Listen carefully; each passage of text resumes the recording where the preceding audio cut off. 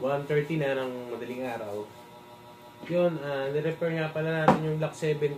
So, may nakita pala tayong isang parts na available na sir. May stock pa pala ako isang peraso. In-install na natin sa kanya. So, ito yung lumang sir niya. Ayan. Pakita ko lang sa inyo mamaya. Ito yung close-up picture. Ayan. Makikita nyo, may damage na yung kanto niya rito. So, pwede pa naman i-repair sana to. Yung iba ginagawa, kinikikil lang yon para maging flat. Then, okay na ulit. Pero ang pinaka-problema natin doon is after ng ilang putok, mapupudpud lang ulit yan. So, mas maganda yung palitan na rin natin ng bago para sure tayo na wala tayong magiging problema. So, yun, ito na siya. Nilinisan na rin natin. Terdals, magazine, nilinisan na rin natin. Tinek natin yung mga o-ring. Sinigurado natin na wala ng leak. So, ito na siya. Test pair natin. Hindi na siya nagpo-pull. Auto. Ayan. Sample mo lang.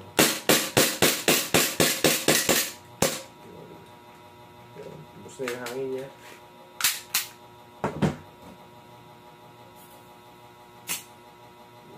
Wala siyang leak. Lagyan natin ng BBs. 328. So yun, sir, sa owner nito, from Calanga, Batangas, message kita.